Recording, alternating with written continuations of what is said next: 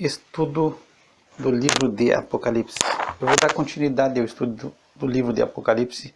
Nós havíamos parado no capítulo 21 e nós estamos na parte final da nossa viagem, dessa peregrinação, e vamos tentar com calma, mas já com rapidez nós chegamos ao fim da nossa viagem. O capítulo 21 vai mostrar, vai já iniciar nos mostrando o estado eterno, quer dizer, o começo da eternidade final. Então nós já passamos pelo milênio, já passamos pelo grande trono branco e agora nós vamos entrar no estado eterno, quando os salvos viverão para sempre com Cristo. Então inicia o capítulo 21 e João diz assim: e vi um novo céu e uma nova terra, porque já o primeiro céu e a primeira terra passaram e o mar já não existe. E eu, João, vi a santa cidade, a nova Jerusalém, que de Deus descia do céu, preparada como uma esposa adornada para o seu marido. E ouvi uma grande voz do céu que dizia: eis aqui o tabernáculo de Deus está com os homens, pois com eles habitará. E eles serão seu povo, e o mesmo Deus estará com eles, e será o seu Deus. E Deus limpará de seus olhos toda lágrima, e não haverá mais morte, nem pranto, nem clamor, nem dor, porque já as primeiras coisas são passadas. João inicia o seu relato dizendo o que ele vê, e a maioria das coisas são mostradas para João. Muitas vezes nós já tivemos essa expressão e tudo se dá numa continuidade, numa sequência rápida. João está vendo as coisas, estão sendo mostradas, João, essas coisas que Deus tem preparado. E nesse momento aqui, João vai ver um novo céu e uma nova terra. E ele explica que o primeiro céu e a primeira terra passaram, quer dizer, já não existem mais. Tudo, o apóstolo Pedro, ele escreveu na sua epístola, dizendo que todas as coisas estão entesouradas para o fogo, foi o que Deus preparou. E aí Deus vai fazer um novo céu e uma nova terra. Se tu pegar a segunda epístola escrita pelo apóstolo Pedro, ele vai escrever no capítulo 3, verso 7, ele diz: mas os céus e a terra que agora existem, pela mesma palavra, se reservam como tesouro e se guardam para o fogo até o dia do juízo e da perdição dos homens ímpios. Depois ele vai dizer, a partir do versículo 10, ele diz: mas o dia do Senhor virá como ladrão de noite, no qual os céus passarão com grande estrondo, e os elementos ardendo se desfarão, e a terra e as obras que nela há se queimarão. No 12 ele diz: aguardando e apressando-vos para a vinda do dia de Deus, em que os céus em fogo se desfarão, e os elementos arderão, ardendo se fundirão. No 13, mas nós, segundo a sua promessa, aguardamos novos céus e nova terra, em que habita justiça. Então, Pedro ele traz o esclarecimento. Tudo está entesourado para o fogo. Então, esse universo, ele deixa de existir, não se encontra mais. E aqui nós temos mais algo, mais uma situação interessante. Então, tudo deixa de existir, ardendo. Vai haver, quem sabe, a ideia de Pedro, que Pedro nos passa de uma explosão, de um término por fogo. O nosso planeta, ele tem, me parece, 40 mil quilômetros de circunferência e tem 12.500 quilômetros de diâmetro. Mas A Terra diz que o centro, ela é como se fosse uma bomba, ela é fogo por dentro. No interno, no núcleo da Terra, é fogo, e tanto que muitas vezes acontece em alguns lugares, aqui na nossa região da América do Sul, acho que se diz que no Chile, parece no Equador, existem vulcões, e o vulcão seria os lugares onde esse fogo, esse calor, ele está à flor da pele, mas diz que o centro da Terra é fogo. E diz também que a temperatura no centro da Terra chega a 6.000 graus Celsius, que seria a mesma temperatura da superfície do Sol. Então a Terra é uma bomba. E só não é só a Terra. João diz que é os céus e a Terra. Então eu já vi alguns estudos, diz que quando o judeu trata do céu e a Terra, ele fala do universo inteiro, ele está se colocando o universo inteiro. Então Deus vai desfazer e vai destruir tudo. Esse é o nosso Deus. E aqui existe algo tremendo, porque as pessoas, mesmo no meio cristão, eles acreditam, têm uma crença que o mundo foi feito por Deus, mas de uma forma evolutiva, que as coisas foram evoluindo até chegar ao estado que nós temos. Então se crê num criacionismo evolutivo, que Deus tenha se usado da evolução. Evolutivo, tu entende assim? Ó, Deus criou tudo, mas Deus foi fazendo por milhares de anos, milhões de anos, e aí aqueles 7 dias da criação, você crê que sejam eras, sejam milhares ou milhões de anos, mas Deus esteja no centro. Então você crê isso no meio cristão, mas não é isso que a Bíblia nos ensina. A Bíblia nos ensina que Deus criou tudo em 7 dias, e são 7 dias de 24 horas. E Deus poderia ter criado tudo num segundo só, porque Ele é todo poderoso. A grandeza de Deus, o salmista diz que é insondável. O entendimento de Deus é infinito. Agora, mesmo no meio cristão, algumas correntes ainda creem de uma forma diferente do que a Bíblia nos ensina.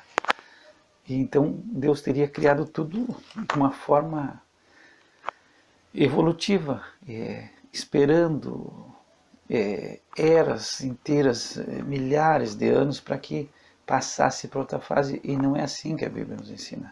Então, se tu crer dessa forma, tu vai ter também, alguns dizem que tu vai ter dificuldade, porque se Deus precisou fazer tudo em milhões e milhões de anos, agora ele, de uma hora para outra, ele destrói tudo, e aí ele vai fazer tudo de novo, um novo céu e uma nova terra.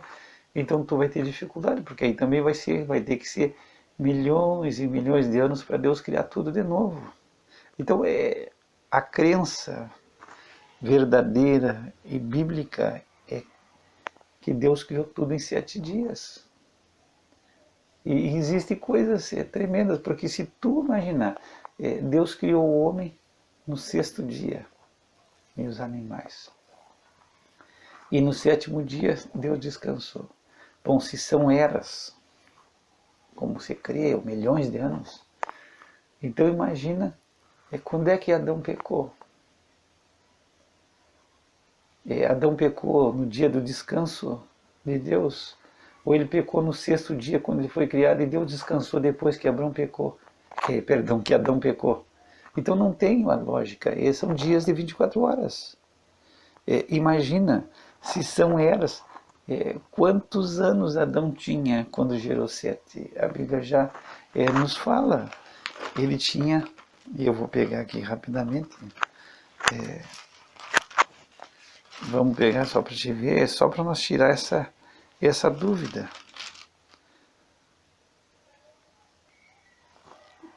Ó, Adão,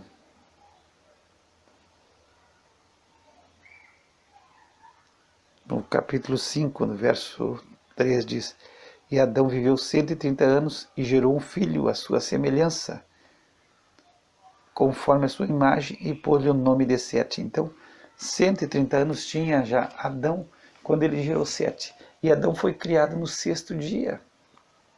Se tu crê que são milhões e milhões, não. É só milhões de anos no início. Depois é normal. Então aí não cabe. Não cabe, é uma coisa ilógica.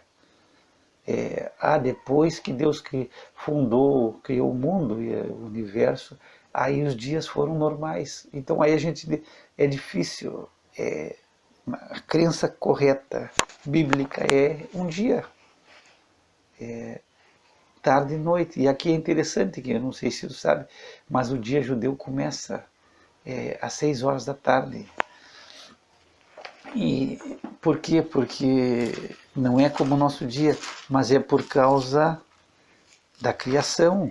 Se tu vê lá em Gênesis 1, tu vai ver que foi tarde e manhã, o dia primeiro, Gênesis 1:5.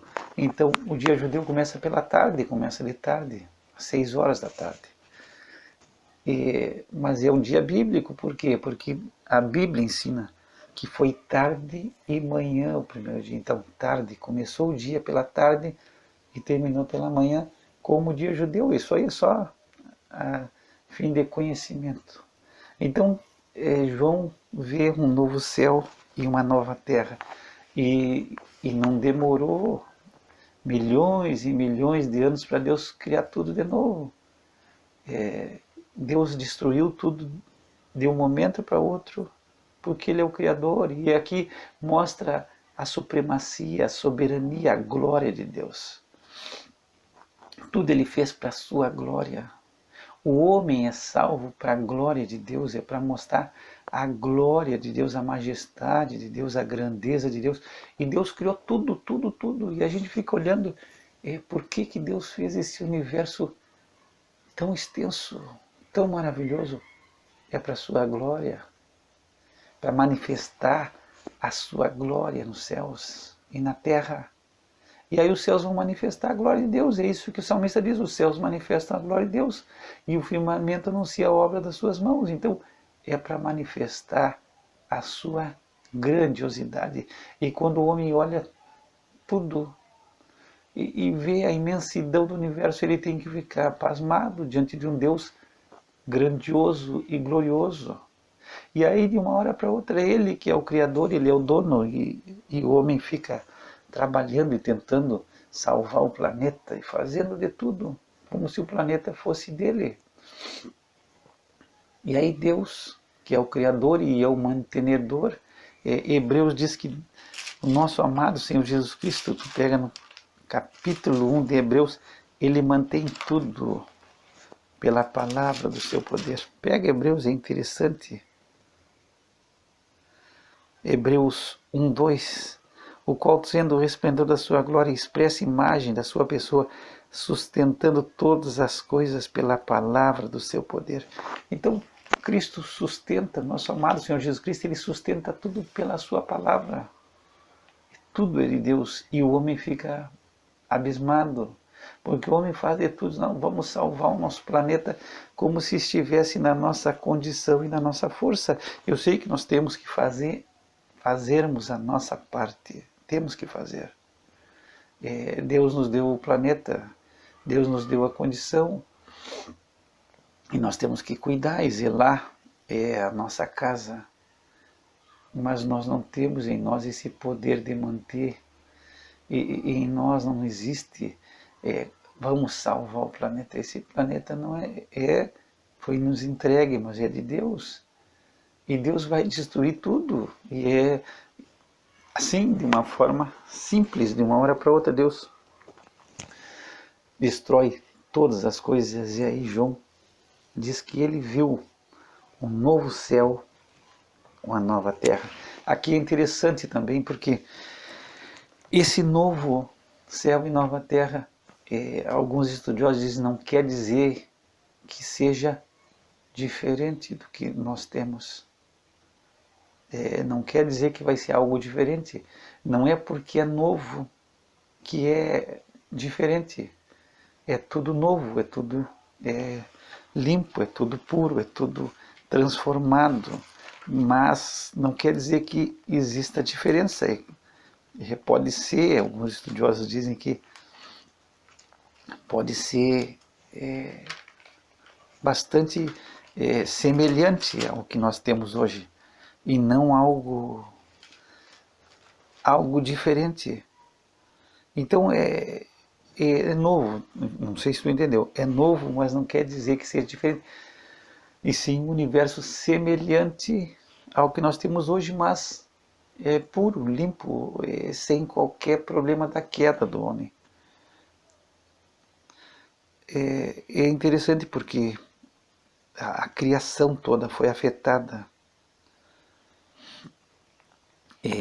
por causa do pecado do homem. A gente não tem, quem sabe, a noção da queda do homem, mas ela afetou a criação. Se tu vai ver Paulo quando escreve aos Romanos, ele diz assim, no capítulo 8, verso 19, porque a ardente expectação da criatura espera a manifestação dos filhos de Deus, porque a criação ficou sujeita à vaidade, não por sua vontade, mas por causa do que a sujeitou, na esperança de que também a mesma criatura será libertada da servidão da corrupção para a liberdade da glória dos filhos de Deus. Porque sabemos que toda a criação geme e está juntamente com dores de parto até agora. E não só ela, mas nós mesmos, que temos as premissas do Espírito, também gememos em nós mesmos, esperando a adoção, a saber, a redenção do nosso corpo. Então a criação toda geme, como se estivesse com dores de parto, de alguma forma que nós não entendemos e que para nós não é claro. A criação toda de Deus foi afetada pela queda do homem, pelo pecado. Então Deus vai fazer algo novo, algo incorruptível, algo perfeito, algo que não vai mais estar sujeito à corrupção do homem. Então, de uma forma que não tem, quem sabe estudando, ou alguns teólogos têm uma noção, mas a criação toda se afetou, houve problemas e entrou a morte.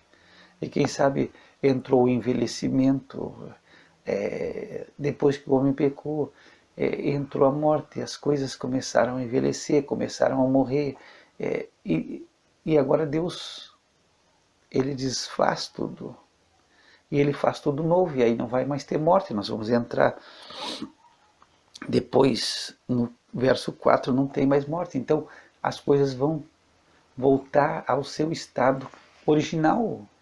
Então é um estado novo, um estado novo, e eu volto a dizer, não é porque é novo que seja diferente, pode ser muito, se crê que seja muito semelhante ao que nós temos hoje, mas sem morte. Então toda a criação ela padece, porque as coisas nascem e morrem, as coisas envelhecem, toda a criação envelhece, e aí Deus vai fazer algo que não tem mais morte, que é eterno. Então Deus faz tudo de novo. E Deus não reformou, Deus não fez uma reforma, Deus vai fazer tudo novo. Então é isso que João vê, ele vê novo. E aí ele vai dizer que primeiro o céu e a terra já passaram, e ele fala algo interessante, o mar já não existe. E aqui o mar, ele está se referindo aos oceanos, não existe mais o mar. Se crê que o mar o mar ocupa 70% da superfície terrestre. E ele é composto por 96% de água, 3,5% de sal e 0,5% de uma combinação de cloro, magnésio e cálcio. Então esse é o mar que nós temos, o oceano que nós temos. Se diz que é uma solução antisséptica que Deus criou. É uma solução para poder purgar, para poder preservar o meio ambiente. O céu, o mar que existe hoje, ele, você crê que ele seria um tipo de uma solução antisséptica para manter o planeta. Então ele tem sal, ele tem cloro, ele tem magnésio, ele tem cálcio. Ele tem uma finalidade. Ele ocupa 70% da nossa superfície, mas aí não tem mais mar. O mar deixou de existir, o mar já não existe. Então, porque não haveria mais a necessidade de preservar. A gente sabe que o sal tem uma função tremenda na nossa natureza. É de preservação. Jesus Cristo, o nosso amado Senhor Jesus Cristo diz que nós somos o sal da terra, e aí entra a ideia de preservar, de não deixar que as coisas venham a se corromper. E o mar, de uma maneira que nós não entendemos, Deus colocou como uma solução para preservar o planeta. Mas aí não vai haver mais essa necessidade. Então, João está dizendo, não precisa mais de ter mar. E alguns teólogos creem que também o mar foi usado para dividir as nações. E aí evitar guerras, invasões.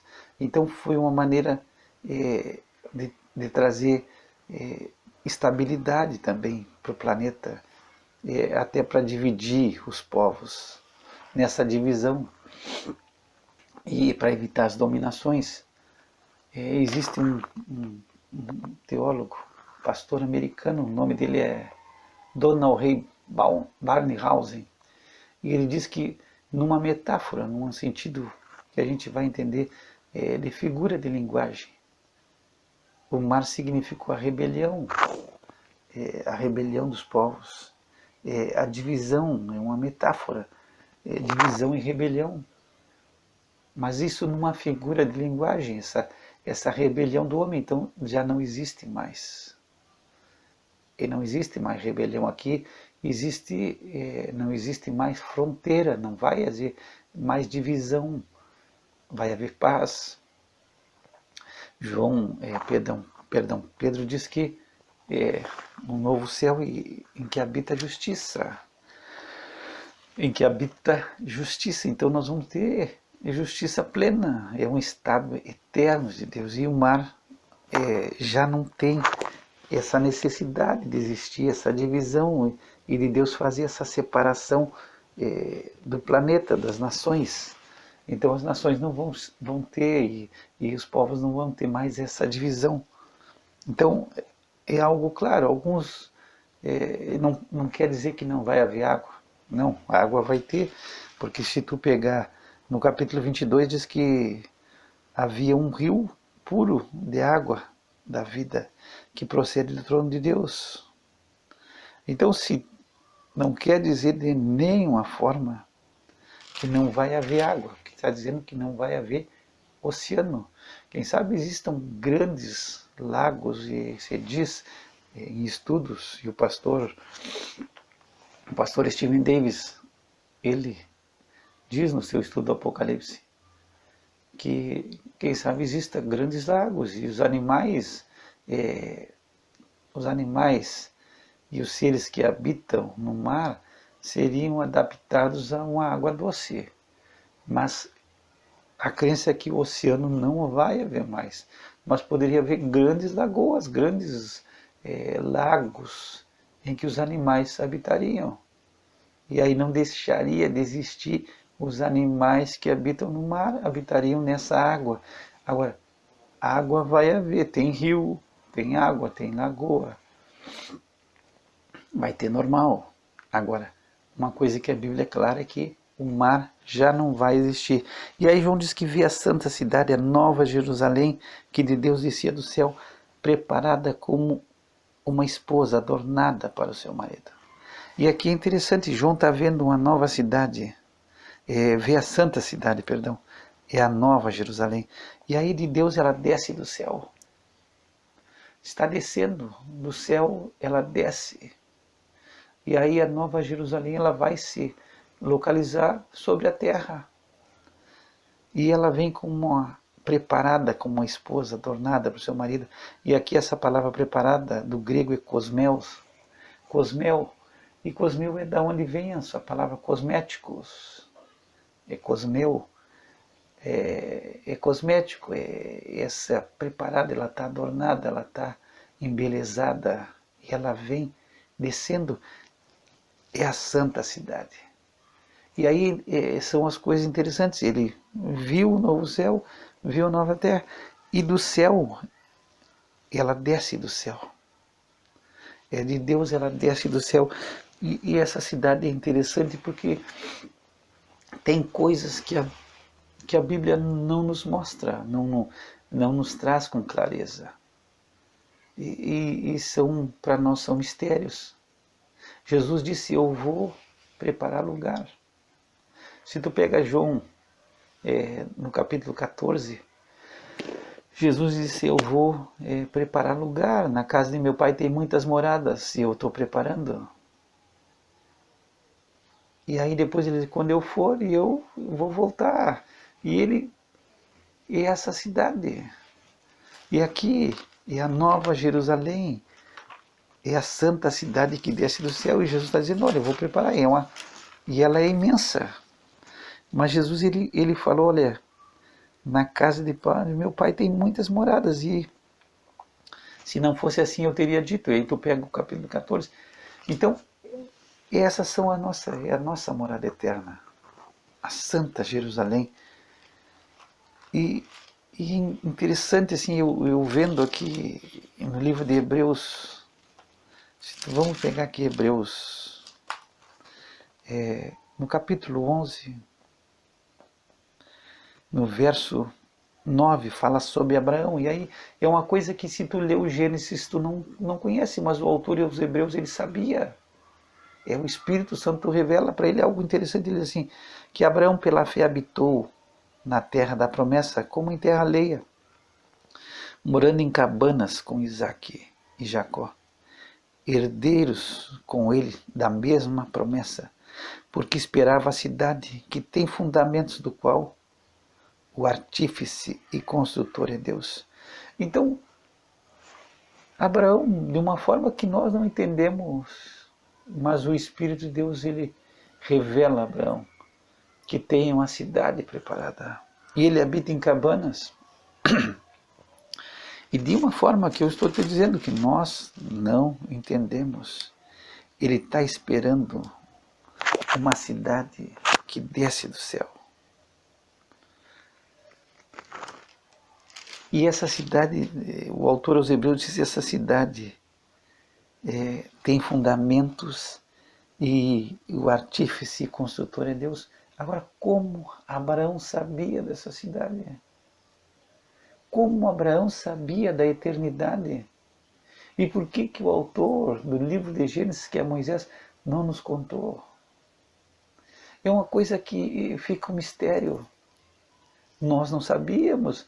Em nenhum momento tu vai entender, lendo Gênesis, que Abraão viu e ele disse, Deus tem uma cidade, no final de tudo vai ter uma cidade, Deus está construindo uma cidade para nós. Mas o autor dos Hebreus sabia. E aí tem algo interessante, por isso que eu digo, tem coisas que nós são mistérios para nós. Quando Jesus ele fala no livro no Evangelho de João, no capítulo 8, no verso 56, ele diz, Abraão, vosso pai, exultou por ver o meu dia, e viu-o e alegrou-se. Abraão viu o dia do Senhor Jesus Cristo e se alegra. Nós não sabíamos, tu não sabia e eu não sabia. Se tu não lê João, se tu lê Gênesis, tu passa por cima, por alto. Jamais tu vais saber que Abraão um dia viu a Cristo, viu o dia de Cristo. São essas coisas que são mistérios na Bíblia. Abraão viu a Cristo, ele viu o dia de Cristo.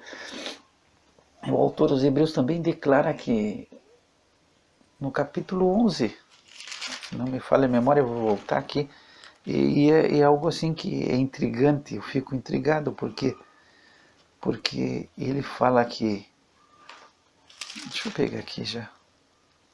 No capítulo 11, no verso 26, fala sobre Moisés, e ele diz que Moisés, tendo por maiores riquezas o vitupério do Cristo do que os tesouros do Egito, porque tinha em vista a recompensa. Então, são coisas que a mim me assombra. Moisés, ele tem por maior riqueza o vitupério de Cristo, como ele sabia.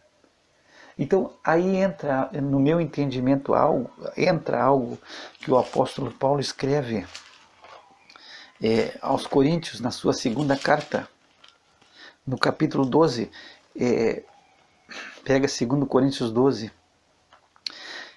verso 4, ele conta, aqui parece que a sua experiência, ele foi arrebatado ao paraíso e ouviu palavras inefáveis que ao homem não é lícito falar. Então, o que ele ouviu? Ele não conta. Mas ele diz que esse homem que ele fala, você crê que ele está falando sobre a sua experiência? Ele foi arrebatado ao paraíso. E ele ouve coisas inefáveis, coisas maravilhosas.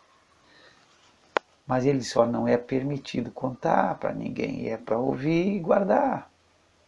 E João tem um momento também aqui que nós já passamos no nosso estudo. É quando os 7 trovões imitem a sua voz. No capítulo 10, no verso 4. E quando os 7 trovões acabaram de emitir as suas vozes, eu ia escrever, mas ouvi uma voz do céu que me dizia: sela o que os 7 trovões emitiram e não as estrelas. Então tem coisa que segue. O que os trovões falaram? Emitiram que vozes que os trovões falaram?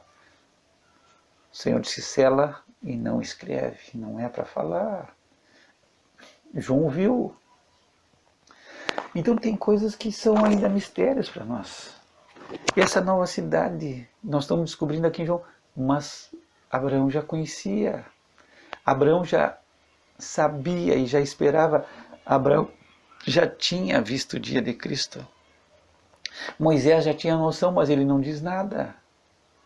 Então são coisas que são mistérios. Mistérios.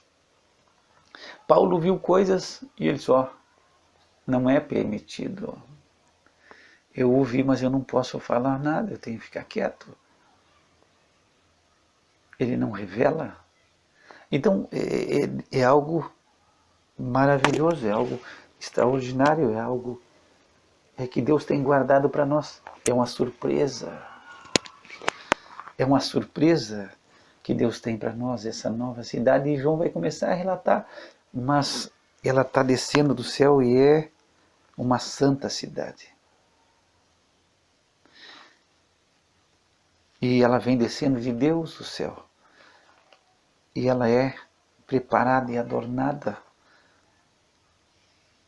como uma esposa para o seu marido, que é Cristo.